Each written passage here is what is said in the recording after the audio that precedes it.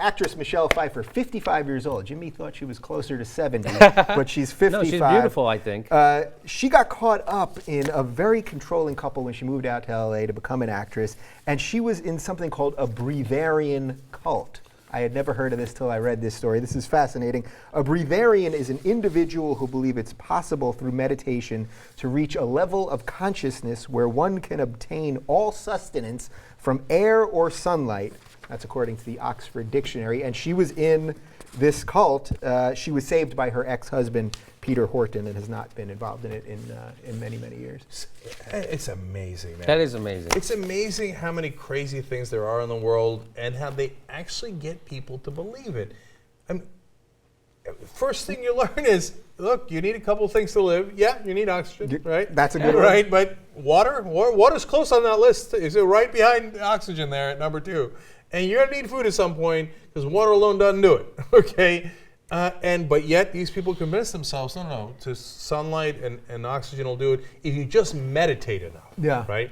Now, look, I don't know if it was because they were in LA and so that she's an actress and then she was really skinny and maybe they thought that helps the career. I don't know what, if that was a part of it. But in every one of the cults, the unifying thing is somebody really controlling at the top. In this case, they had a really controlling couple, and it's just all these demands, and you got to do this, this, and this, and this. And by the way, like whenever you went to go visit the house, they would make you pay a lot of money. For what? For literally for breathing.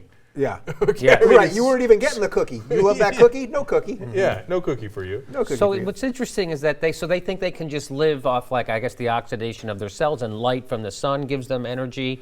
And so a couple of them actually made the commitment and tried to do this, live without food. And 4 people have tried it. They all died. Yeah.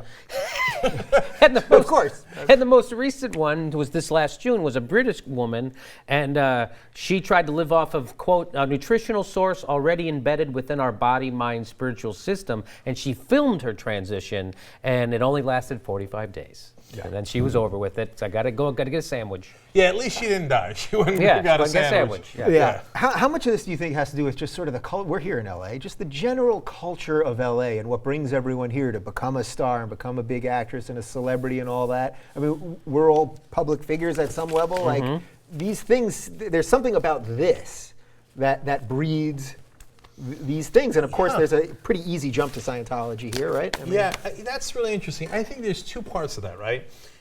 One is how to be successful as an actor is a really hard thing to figure out. It's not like engineering. You go study engineering, you're going to get a job. And you get a job and you work your way up and you either the bridge collapses or it doesn't, thereby proving whether you were a good engineer or not, right? Acting is a tough thing to figure out. It's like what's going to get you to success. So that allows for a lot of charlatans and for a lot of people to give you different explanations, right? So religion was born out of the fact that we had no science. So it was an explanation for why things happen, because God said this. And why is there thunder? Yeah, because Thor was angry, whatever it was, right? And so in LA, there's all these alternate explanations. Either you can go and study the acting, really hard and do that and have an acting coach, or you can go into Scientology and they're going to show you how to master this and that. You can get clear. Right, and once you have a clear head, you're going to be a better actor. And then they see, well, it worked for John Travolta and it worked for Tom Cruise and it worked for all these people, so maybe they're right? So that's an explanation, and I go for it. The second thing is, once they've got a couple of stars in whatever cult they have, then connections kick in. Like they literally, and I talked to an actor who was in Scientology for a while and then got out of it, and he said, look, they really lure you in with, well, we can get you in a movie with Tom Cruise and John Travolta and all these. They really do that? Of course they do. I mean, did you ever see that video that John Travolta made? Remember, it got released a couple of years ago, about 5 years ago, and it was his sort of insider to the people of the Church of Scientology. It was not supposed to be seen by the public. And Tom Cruise had one of those too. No, that's what I'm saying. It was a Tom Cruise video, and he's not saying in it, "I'm going to get you in a movie with me," but the implication is there of we're in this together. Yeah.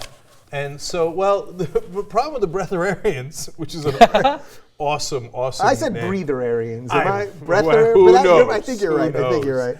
is that, well, the gig is up fairly quickly. So like Scientology, you can pretend there's the aliens and the alien dust and stuff, and you can really stretch that out for a while and go through a lot of audits and stuff. I mean, it's only so long you can go without food before you literally die. So there was no long-term planning involved with these people. That's funny. So if I was gonna start a cult, I would have gone in a different direction. That's one of the shittier ideas to start a cult on. Yeah. Like I would go with, you know what? Really good things are going to come to you like 10 or 20 years from now if you have sex with me today. Right? Okay. Yes. That's how I would have started the cult. Did I ever tell you the best cult there is in the world? This is true. So there's this guy named Bracco, B-R-A-C-O. Oh. Do you know who this is? Well, you told me about him last week. Oh, okay. So Bracco. I haven't heard. So Bracco, what he does is he heals people through the power of his gaze. So he gaze with a Z. So he just No. I love the idea of like, I will now heal you with my gaze. Okay, Dave, go in. Go ahead, Dave.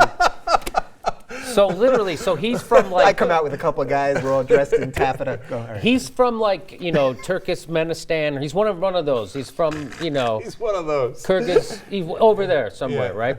And so this rich woman from America heard about him, and so he comes out and he just stares at people.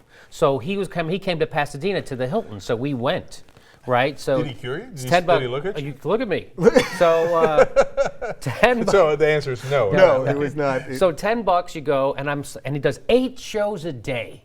8 shows a day. There's like 200 people in each session. So we go in there, and they have watchers to make sure you don't fuck around. You're like, I can't make fun, all that stuff. They're watching. Well, the whole thing is about gazing, so it makes sense. Literally, all the guy does is gay.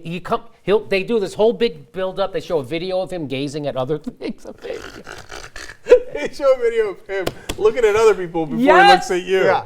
Yes. So then they have people come up and tell their stories, and then he comes out to gaze at you. Literally, that's all for 10 minutes. He just comes out.